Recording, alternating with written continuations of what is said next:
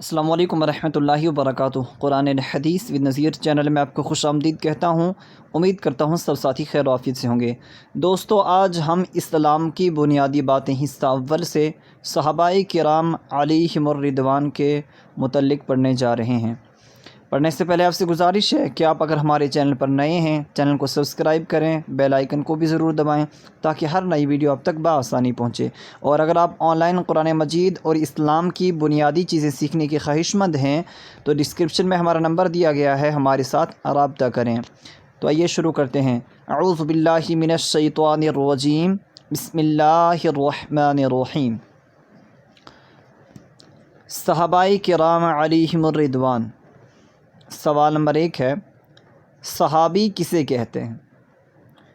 صحابی کسے کہتے ہیں؟ جواب، جس نے حضور نبی اکرم صلی اللہ تعالی علیہ وآلہ وسلم کو ایمان کی حالت میں دیکھا اور ایمان ہی پر اس کا خاتمہ ہوا، اسے صحابی کہتے ہیں۔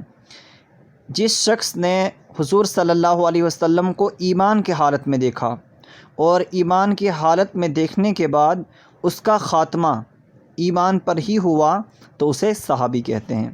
سوال نمبر 2 ہے، خلفائے راشدین سے کون سے صحابہ کرام مراد ہے؟ خلفائے راشدین کن صحابیوں کو کہا جاتا ہے؟ خلفائے راشدین سے کون سے صحابہ کرام مراد ہے؟ جواب، مدنی آقا صلی اللہ تعالی علیہ وآلہ وسلم کے وصال ظاہری کے بعد بالترتیب جو 5 صحابہ کرام مسلمانوں کے امیر بنے انہیں خلفائے راشدین کہتے ہیں۔ حضور اقدس صلی اللہ علیہ وسلم کا جب ظاہری وصال ہوا اس کے بعد جو صحابہ کرام، جو 5 صحابہ کرام مسلمانوں کے امیر بنے، خلیفہ بنے، انہیں خلفائے راشدین کہا جاتا ہے۔ سوال، 5 خلفائے راشدین کے نام بتائیے۔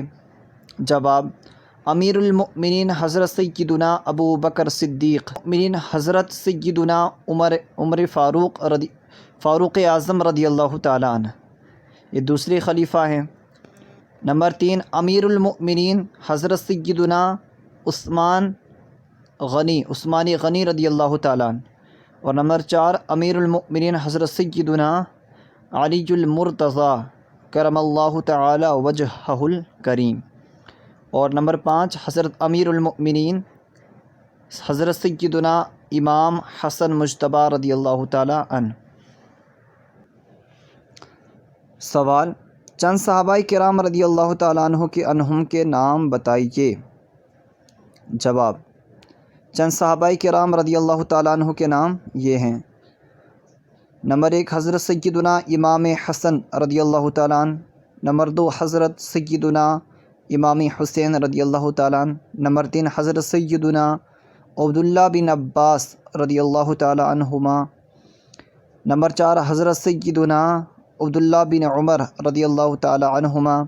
نمبر 5، حضرت سیدنا عبداللہ بن مسعود رضی اللہ تعالیٰ عنہ۔ نمبر 6، حضرت سیدنا امیر معاویہ رضی اللہ تعالیٰ عنہ۔ جنت میں درخت لگوائیے۔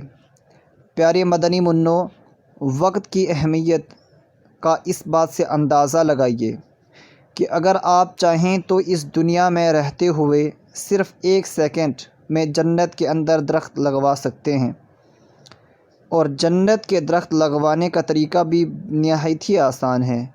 چنانچہ ابن ماجہ شریف کی ایک حدیث پاک ہے، حدیث پاک کے مطابق ان 4 کلمات میں سے جو بھی کلمہ کہیں جنت میں کہیں، ان 4 کلمات میں سے جو بھی کلمہ کہیں جنت میں ایک درخت لگا دیا جائے گا۔